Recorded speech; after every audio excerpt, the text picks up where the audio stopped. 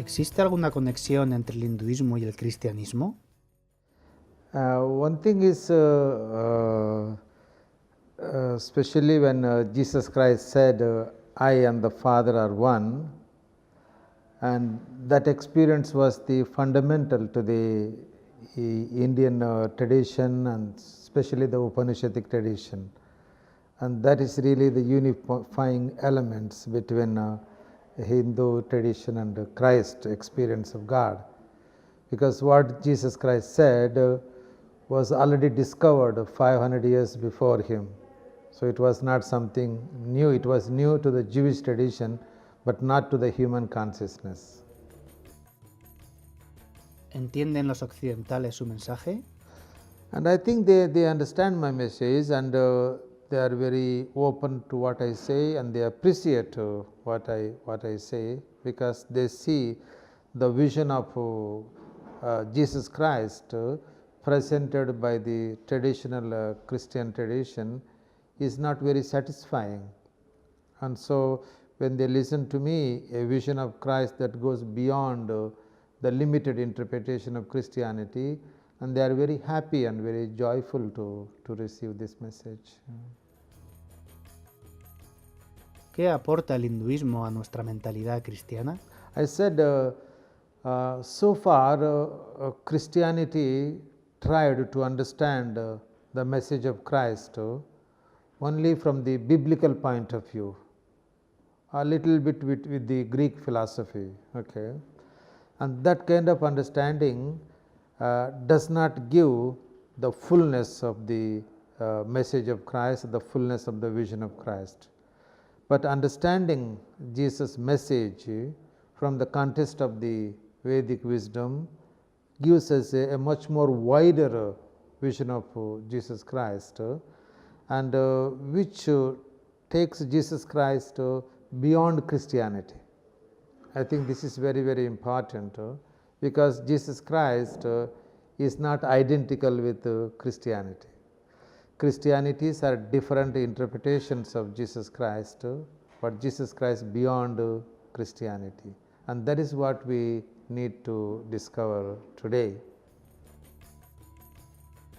¿Es la religión un obstáculo para la espiritualidad? Okay. Now I think we need to understand what we mean by religion. Okay. There is religion with a capital R, and there is a religion with a small r.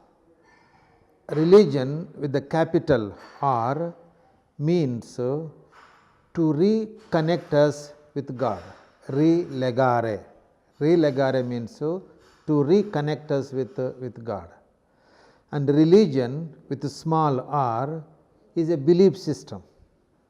So religion with a small r is an obstacle, okay? But religion with big R is necessary because it takes us from divisions, individual divisions, religious divisions, into the unity. So it is very important that we have a wider understanding of religion rather than a limited understanding of religion. ¿Cómo encajan el yoga y la meditación en el cristianismo? Now the word yoga means is a spiritual path, okay? We have to distinguish yoga as a physical exercise, a physical practice, and yoga as a spiritual path. And so Patanjali defines yoga. He says yoga chitta vritti nirodha. It means the purpose of a spiritual path is to stop or to relax the movement of the mind. Okay? Now, what is the movement of the mind? The movement of the mind is the movement of the past, the movement of desire, which is coming from the past into the present and going into the future. And because of this movement, we are not able to connect ourselves with the creative source of the divine. And so the purpose of yoga is to stop this movement so that we can connect ourselves to the creative source of the divine. This is the purpose of yoga. And it is also means to purify our ego. The purpose of all spiritual practices is nothing but to purify our ego. Our ego is an obstacle for our union with God. And for this there are many spiritual practices, and the traditional two important traditional practices are, one is prayer, other one is meditation. Okay? And prayer is very much belong to the prophetic tradition, prophetic religions, and meditation is very much belong to the wisdom religions like Hinduism, Buddhism, Jainism. Okay? But the purpose of prayer and meditation is the same, which is nothing but to purify our ego so that our ego becomes a vehicle of the divine. ¿Cree que Dios se manifiesta de diversas maneras?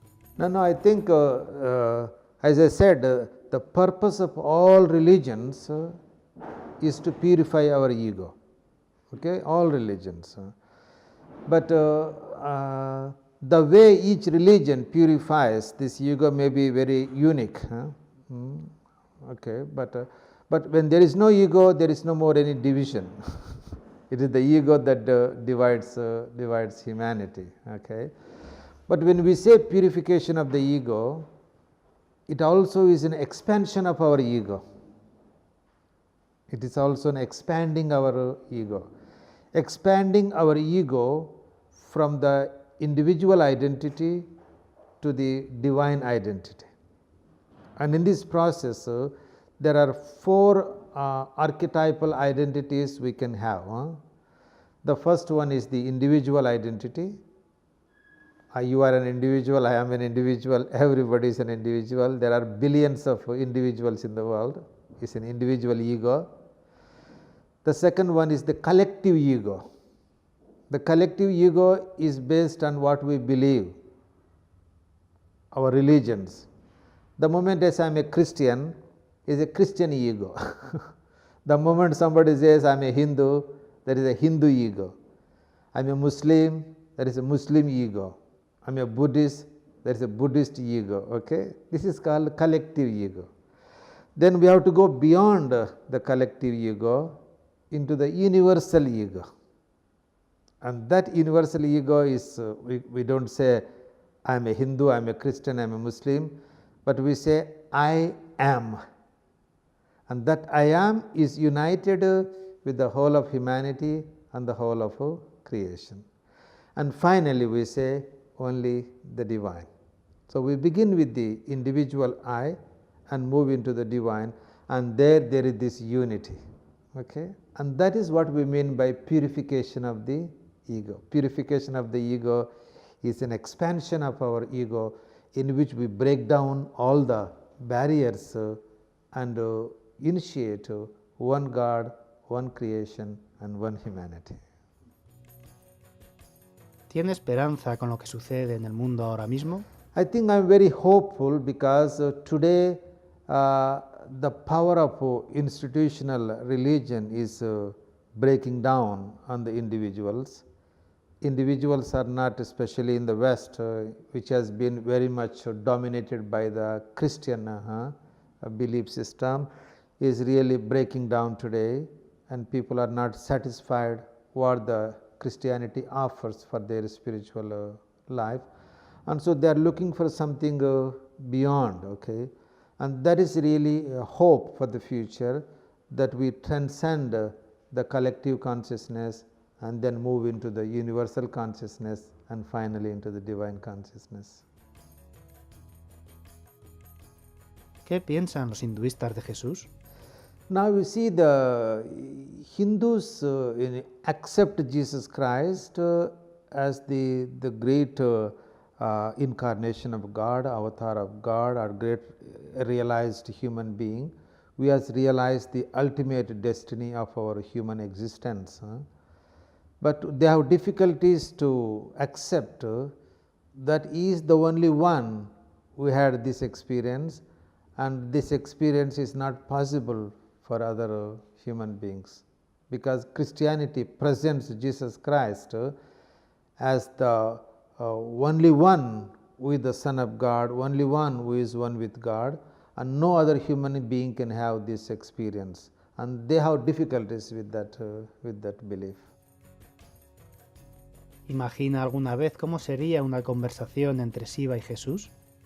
Now you see, when we speak about Jesus Christ, there are two criteria we have to keep in our minds. One is the love of God, and the other one is the love of neighbor. Okay, so Jesus Christ is really manifests an experience of God, in which there is 100% love of God, in which he can say, I and the Father are one. And then we can also see 100% love of neighbor. He says, whatever you do to the least of my brothers and sisters, that you do unto me. So in him, the love of God was 100%, and the love of neighbor was 100%. And that is what we call the fullness of truth. And so whenever we try to compare Jesus Christ with Shiva or Krishna or Vishnu, anything, this is the question we have to ask. How much love of God was possible in Shiva? And how much love of neighbor was possible in Shiva? How much love was possible in Krishna? And how much love of neighbor was possible in Krishna? Then you can see the differences. Okay. ¿Cuáles son los lazos de unión entre el Bhagavad Gita y el cristianismo? There is, yes. See, there is a lot of similarities between the teaching of Christ and his teaching of Krishna. The one important teaching of Krishna to Arjuna is that the human consciousness has to become the vehicle of the divine consciousness. This is the ultimate message of Bhagavad Gita. Arjuna tells to Krishna at the last chapter, 18th chapter, thy will be done. Thy will be done.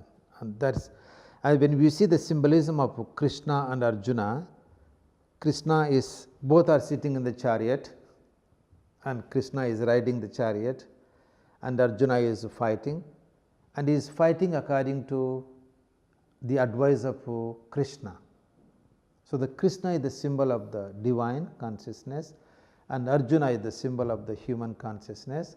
So the human consciousness is acting according to the divine consciousness. So it is really bringing together the human and the divine. Okay? But the difficulty with the Bhagavad Gita is that it was written in the context of a battlefield. Okay? And so action there means killing people. And that is the difference between Bhagavad Gita and Jesus Christ message. For Jesus Christ is also that the human consciousness has to become the vehicle of the divine consciousness, but here it is not so much of fighting with people or killing people, but loving the most marginalized in the society. When I was hungry, he gave me food. When I was thirsty, he gave me food, drink. When I was in the prison, you visited me. When I was homeless, you welcomed me. When I was naked, you clothed me. This is the love of neighbor that Jesus speaks to the people, and that is something which is really missing in the Bhagavad Gita.